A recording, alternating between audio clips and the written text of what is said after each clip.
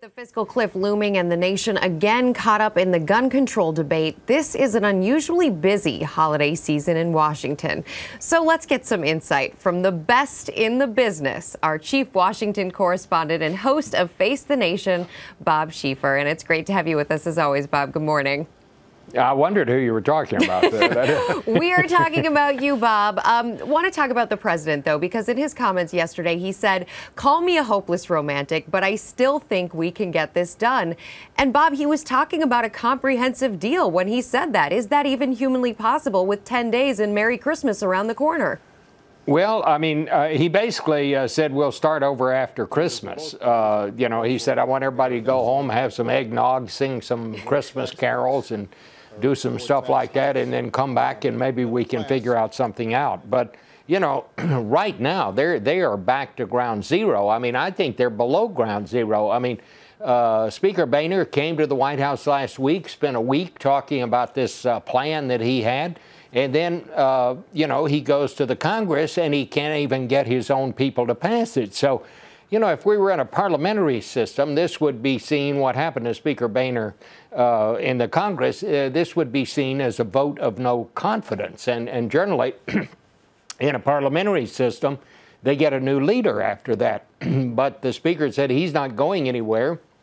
Other members of Congress say they don't expect him to be challenged. They don't expect any kind of a coup. But what I don't understand is now, where does this put everybody? I mean, if Boehner comes back to the president with a proposal, the president's going to say, well, yeah, that's nice, but do you have the votes to get that passed on your side? So I think it's going to be very, very difficult. And I think this is going to test the president's romantic optimism, as he called it. 'Cause it's going to be hard. They still could do it, of course, but it's going to be very, very difficult, I think. Bob, this, as you mentioned, puts the Speaker in an extremely difficult position. I mean, he doesn't have the full support of his party. At some point, does he need to split his party to get a deal done effectively and save some face here, do you think?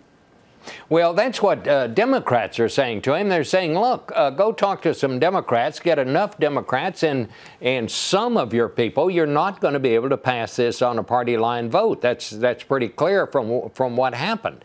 So I don't know where the Speaker goes from here. I don't know how he plans to do it. I don't know what their plans are. And frankly, I'm not sure what the White House plan is right now. I cannot believe, and I have said this before, I cannot believe that either side is stupid enough to let us go off this fiscal cliff. Now, what they're going to do to avoid that, it's kind of unclear to me at this point. But I mean, to take the country into an almost certain recession because you will not bend in your position, it just seems to me highly irresponsible and also just not very smart. Bob, this strikes me, though, as Sophie's choice as far as Speaker Boehner is concerned. If he goes with the Democrats and has a compromise, then his speakership is potentially on the line. But if he doesn't, then we go over the fiscal cliff.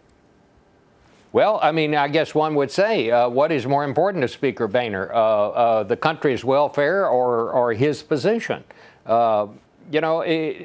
It's just hard to know. I mean, and that's probably being unfair when I say that, but both sides are going to have to give here. And what I think is kind of discouraging about this whole thing, in the Boehner plan, when he agreed to raise tax rates on the upper income people, he said, let's make it over $1 million. The president raised his a little bit. The president was ready to make deeper cuts. They were both coming together, but they didn't.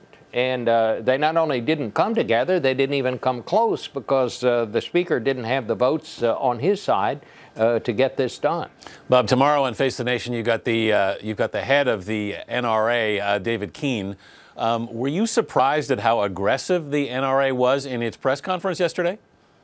I don't know why I was, but I really was surprised. I really thought we were going to see them put something serious on the table here to kind of advance this whole situation. I mean, if what we saw happen up in Connecticut, Anthony, was not bad enough to make us want to try to find a serious way to go about resolving that, I don't know what bad is. Well, it'll be really interesting to hear what David Keene has to say to you tomorrow about that.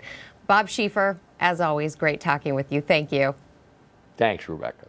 And you don't want to miss Face the Nation. That's tomorrow morning when Bob's guests will include the NRA president, David Keene.